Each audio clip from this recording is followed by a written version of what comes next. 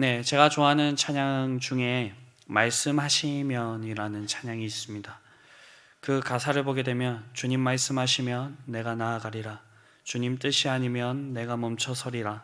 나의 가고 서는 것 주의 뜻에 있으니 오 주님 나를 이끄소서라는 이 찬양입니다.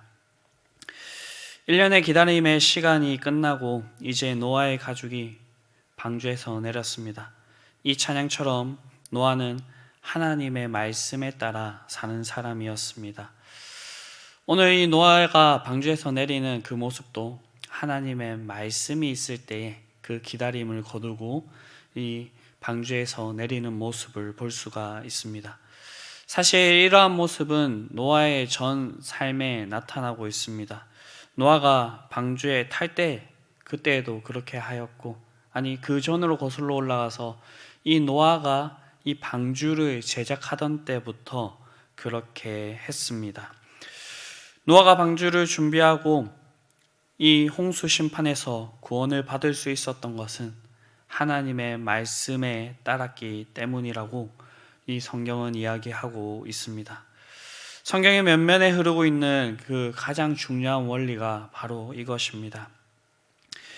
이것은 노아의 그 가족에게만 해당하는 말이 아니라 오늘날 하나님을 믿는 자들에게 있어야 될 가장 기본적인 모습이라고 할 수가 있습니다.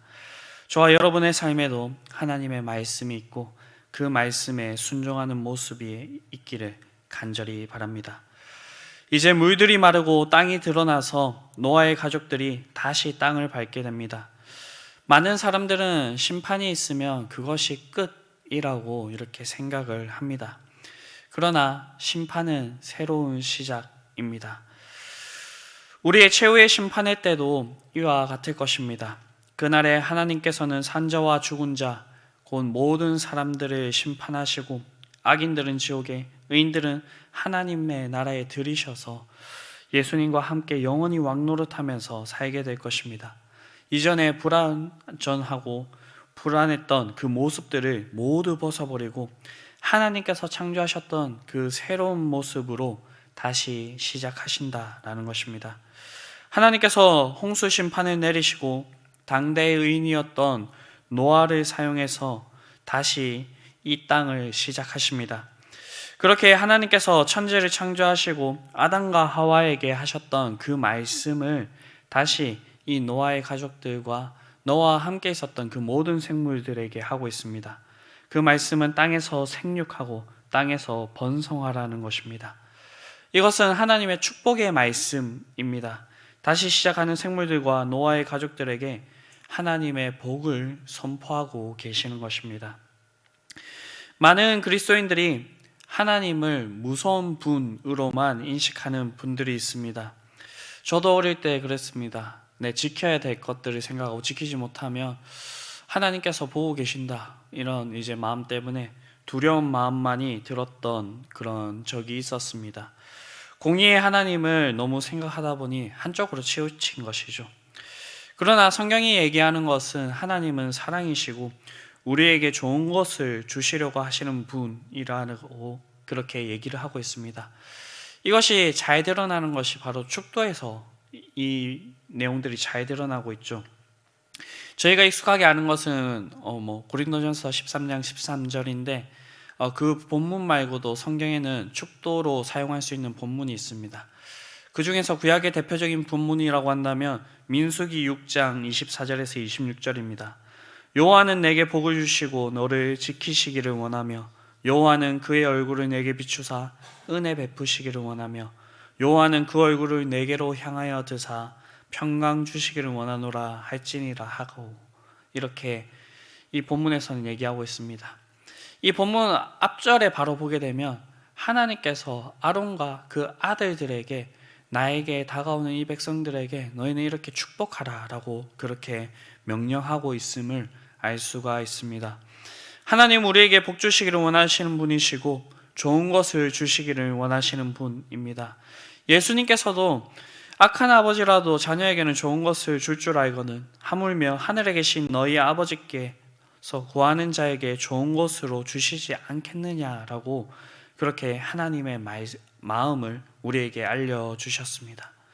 하나님께서는 노아와 다시 시작하는 생물들에게 복을 선포하십니다. 노아가 내려서 하나님께 제단을 쌓고 모든 정결한 짐승과 모든 정결한 새 중에서 제물을 취하여 번제로 제단에 드렸습니다. 여기서 우리는 왜 하나님께서 이 방주에 정결한 짐승, 깨끗한 짐승 7쌍들을 태웠는지 그 답의 일부를 알 수가 있습니다. 노아가 하나님께 예배를 드릴 수 있도록 하나님께서 준비해 주신 것입니다. 우리가 하나님께 나아와 예배를 드릴 수 있는 것도 하나님께서 우리에게 허락해 주셔야 가능한 것입니다. 우리의 힘으로 이 자리에 앉아 있는 것이 아니죠. 마찬가지로 우리가 드리는 헌금도 그렇습니다. 우리가 드리는 헌금이 우리의 것을 하나님께 드리는 것 같지만 실상은 하나님께서 우리에게 주신 것을 그 아주 조그만한 일부를 하나님께 돌려드리는 것입니다.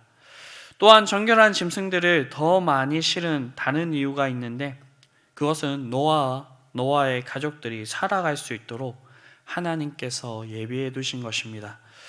노아 홍수 이전에 하나님을 경외하는 사람들의 주식이 무엇이었는지 아십니까?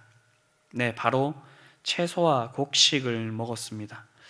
그런데 홍수가 모든 것을 쓸어갔고 물이 오랜 시간 땅을 덮고 있었습니다. 당연히 홍수 직후인 상황에서 먹을 채소와 곡식을 구할 수가 없었겠죠. 가인의 후예들이야 목축을 하면서 이 육식을 하긴 했지만 하나님께서 정하신 것은 아니셨습니다. 하나님께서 만약 노아의 가족들에게 짐승으로 먹이를 주시지 않으셨다면 다시 시작하는 이 노아의 그 가족들은 아마 굶어 죽었을 것입니다. 오늘 본문에는 나오지 않고 이제 내일 저희가 볼 본문에 나오지만 하나님께서는 노아 홍수 이후에 이 육식을 할 수 있도록 허락해 주셨습니다. 모든 것이 하나님께서 예비하신 것이고 하나님의 은혜였습니다. 이 은혜는 오늘날 우리에게까지 이르렀습니다. 그런데 가끔 이 은혜를 잊고 착각하시는 분들이 있습니다. 내가 괜찮은 사람이라서 이 정도 되었다. 그리고 내가 좀 잘나서 하나님께서 나에게 은혜를 베풀어 주신 것이다. 그렇게 착각하시는 분이 있습니다. 그런데 앞선 본문 쭉 앞쪽에 가보게 되면 하나님께서는 가인에게도 이 은혜를 베푸시는 것을 볼 수가 있습니다. 가인에게 심판이 선언된 후 사람들의 보복을 두려워하는 가인에게 하나님께서는 그 누구도 해할 수 없는 그 증표를 주셨습니다. 네, 근데 이 중요한 것은 이러한 이제 착각을 하고 있는 분들 중에서는 죄를 짓고서는 이제 이 교회를 떠나서 돌아오시지 않는 분이 있습니다. 그런 분들을 만나서 얘기를 해보면 내가 죄로 인해서 자격이 없어져서 하나님께 더 이상 나아갈 면목이 없다라고 이렇게 얘기하시는 분들도 있었습니다. 그런데 우리는 애초부터 괜찮은 존재가 아니었습니다.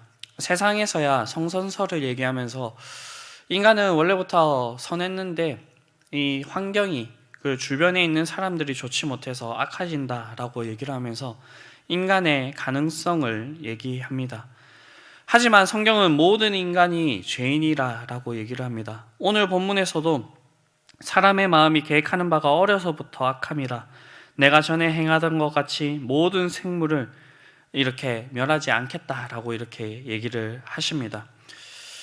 하나님께서 우리를 위한 그 구원의 길을 마련해 주실 때도 그때 우리의 상태를 생각해 보면 우리는 너무나도 비참한 그런 죄인임을 알 수가 있습니다. 하나님께서 우리를 사랑하셔서 우리가 죄인 되었을 때에도 우리에게 예수 그리스도를 보내주심으로써 자신에 대한 그 사랑을 확증하셨습니다. 분명한 것은 하나님께서는 죄를 싫어하시는 것이지 우리를 싫어하시는 것이 아닙니다. 오히려 우리를 사랑하십니다. 그러나 이 성경을 보게 되면 이 가인의 길을 걷는 자와 아담의 계보를 잇는 자들의 그 결과가 다릅니다. 무엇 때문에 다를까요? 그것은 바로 하나님의 말씀에 얼마나 잘 순종하였는가, 하나님의 말씀에 얼마나 잘 반응하였는가에 따라서 달라짐을 볼 수가 있습니다. 우리에게 은혜를 주시는 하나님께 나아간다면 하나님께서는 우리를 회복하시고 살리실 것이고 우리를 보살펴 주시며 우리를 선하게 인도하여 주실 것입니다. 그러나 그렇지 않는다고 한다면 하나님께서는 공의의 하나님이시기 때문에 심판하실 수밖에 없습니다. 홍수의 심판은 이 땅에 죄가 관영하게 되면서 어쩔 수 없이 와야 되는 그러한 심판이었습니다. 그러나 하나님께서는 이 비극의 사건을 은혜로 마무리 지으십니다. 우리에게 이러한 은혜가 있으려면 우리가 어떻게 해야 되겠습니까? 네, 그것은 예배에 성공해야 됩니다. 성공이라는 말이 좀 그렇긴 하지만 이 성경을 보게 되면 하나님께서 받으시는 예배와 그렇지 않은 그런 예배가 있음을 잘 볼 수가 있습니다. 한 기독교 리서치 기관에서 얼마간 예배를 제대로 드리지 않으면 이 그리스도인들이 이 세상의 사람들과 다를 바가 없을까를 조사한 적이 있습니다. 네, 편차가 있긴 있겠지만 4주였습니다.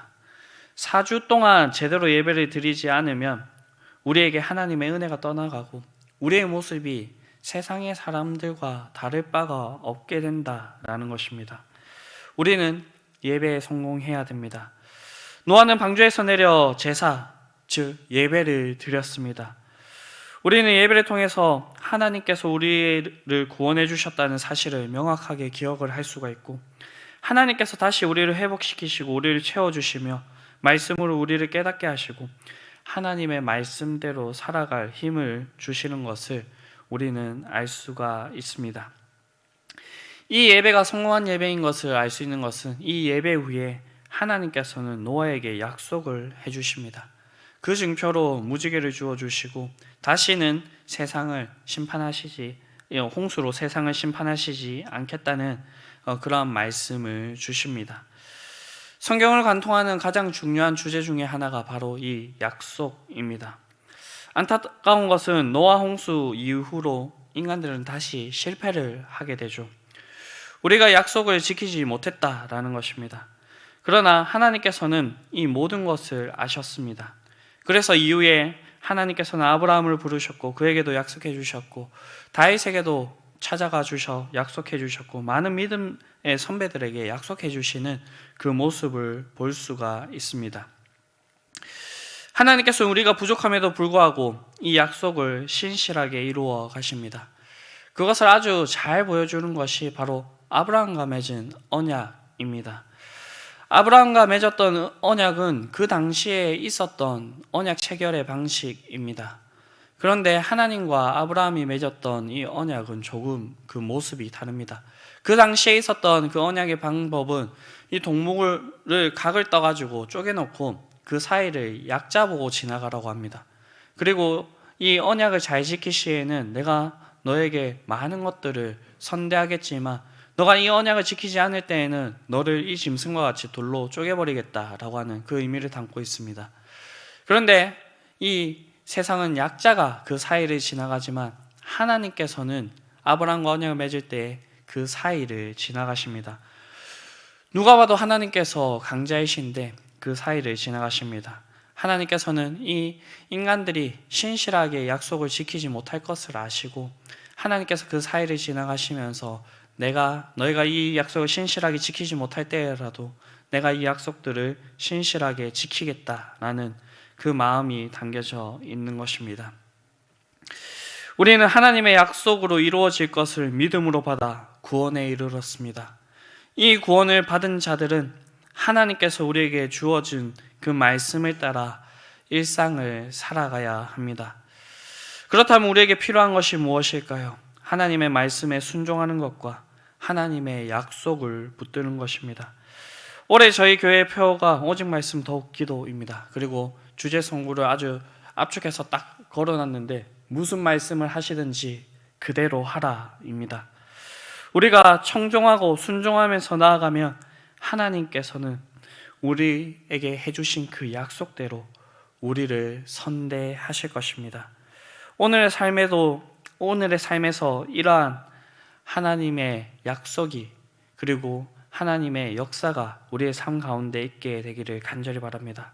그렇게 해서 하나님을 체험하며 하나님께 감사드리면서 오늘 하루를 기쁨으로 살아가실 수 있는 저와 여러분들이 될 수 있게 되기를 간절히 바랍니다.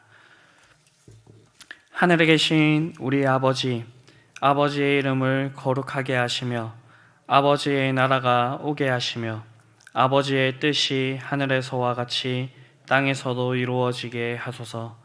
오늘 우리에게 일용할 양식을 주시고 우리가 우리에게 잘못한 사람을 용서하여 준 것 같이 우리 죄를 용서하여 주시고 우리를 시험에 빠지지 않게 하시고 악에서 구하소서. 나라와 권능과 영광이 영원히 아버지의 것입니다. 아멘.